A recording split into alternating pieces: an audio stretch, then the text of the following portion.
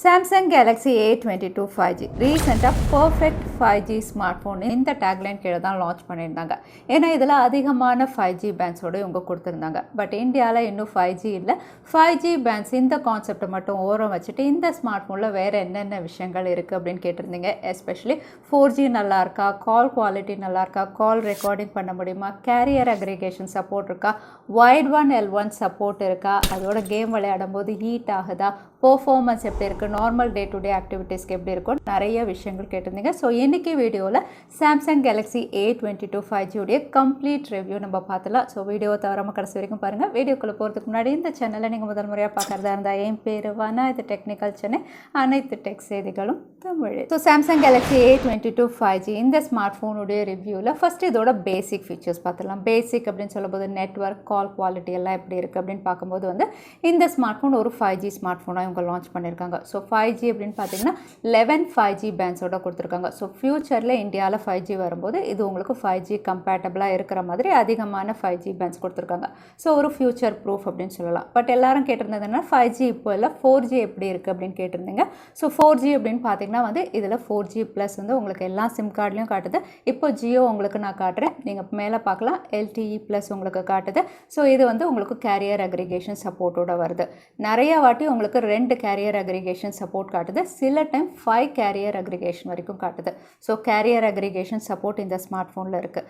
Again call quality அப்படின்னு பார்த்தீங்கன்னா அதில் நான் 3 சிம் கார்டும் யூஸ் பண்ணி கால் குவாலிட்டி செக் பண்ணேன், ரொம்பவே கிளியராக இருக்குது. அடுத்ததாக கால் ரெக்கார்டிங் அப்படின்னு பார்த்தீங்கன்னா அந்த ஃபீச்சரும் இந்த ஸ்மார்ட் ஃபோனில் அவைலபிளாக இருக்குது.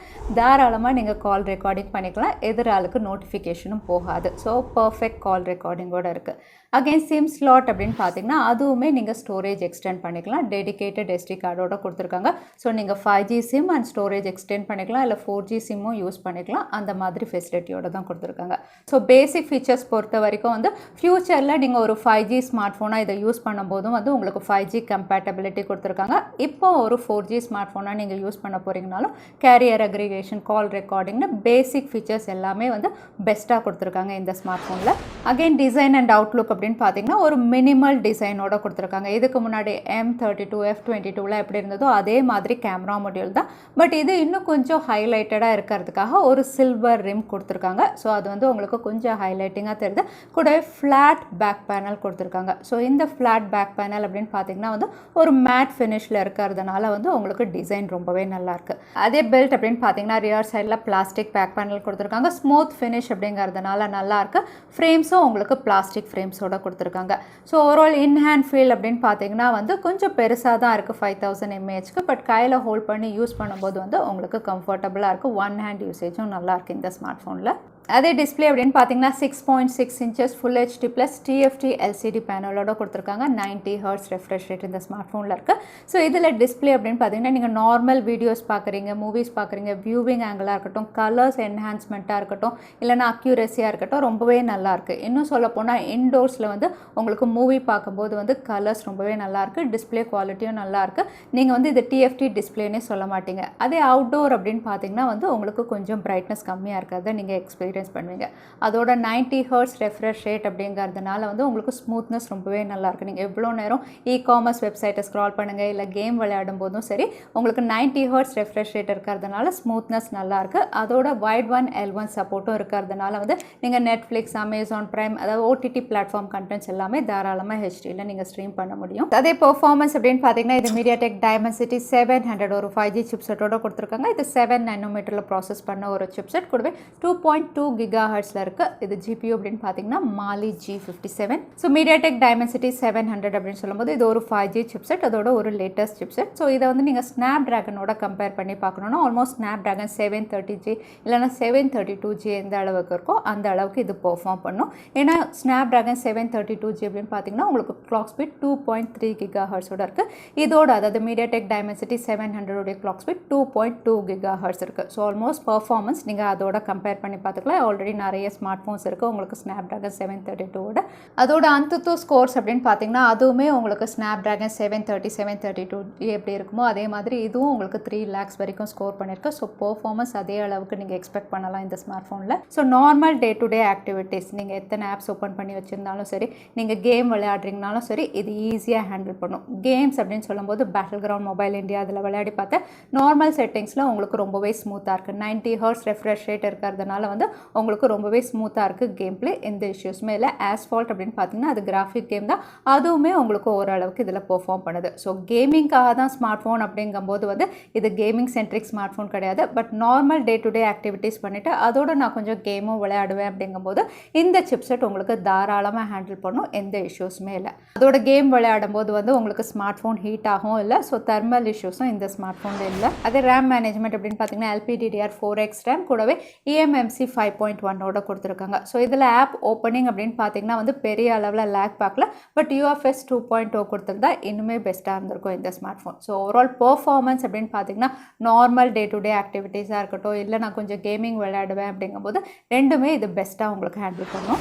அதே சாஃப்ட்வேர் அப்படின்னு பார்த்தீங்கன்னா out of the box Android 11 user interface One UI Core 3.1 கொடுத்துருக்காங்க.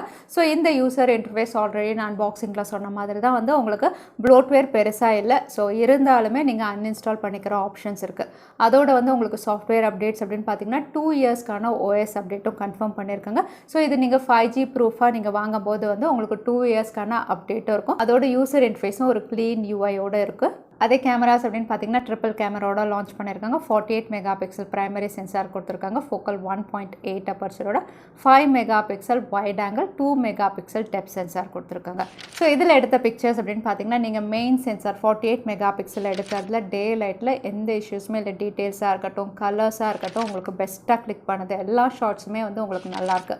அல்ட்ரா வைட் அப்படின்னு பார்த்தீங்கன்னா யூஸ்வலாக இருக்கிற மாதிரி இல்லாமல் வந்து உங்களுக்கு டைனமிக் ரேஞ்ச் நல்லாயிருக்கு. டீட்டெயிலிங் கொஞ்சம் கம்மியாக இருக்குது. அதே நைட் ஷார்ட்ஸ் அப்படின்னு பார்த்தீங்கன்னா அதில் தான் நீங்கள் நாய்ஸ் பார்ப்பீங்க. ஸோ டே லைட்டில் எடுக்கும்போது வந்து உங்களுக்கு பர்ஃபெக்ட் பிக்சர்ஸ் இதை கிளிக் பண்ணும். நைட் அப்படின்னு பார்த்தீங்கன்னா அந்த அளவுக்கு எஃபெக்டிவாக இல்லை. அதே ஃப்ரண்ட் கேமரா அப்படின்னு பார்த்தீங்கன்னா 8 மெகா பிக்சல் கொடுத்துருக்காங்க. அகைன் இதில் எடுக்கிற பிக்சர்ஸும் வந்து நீங்கள் டே லைட்டில் எடுக்கும்போது வந்து உங்களுக்கு டீட்டெயில் நல்லாயிருக்கு. அதோட போர்ட்ரேட் ஷார்ட்ஸ்லேயும் வந்து எட்ஜ் டிடெக்ஷன் நல்லாயிருக்கு. அதே லோ லைட்டில் எடுக்கும்போது இதுவுமே வந்து உங்களுக்கு கிளாரிட்டி கம்மியாக இருக்குது. ஸோ ஓவரால் கேமரா அப்படின்னு பார்த்தீங்கன்னா வந்து உங்களுக்கு டீசென்ட் கேமராஸ் அப்படின்னு சொல்லலாம். அதே வீடியோ அப்படின்னு பார்த்தீங்கன்னா அகைன் இதுலேயும் உங்களுக்கு கலராக இருக்கட்டும், டீட்டெயிலிங்காக இருக்கட்டும், டே லைட்டில் ரொம்பவே நல்லாயிருக்கு.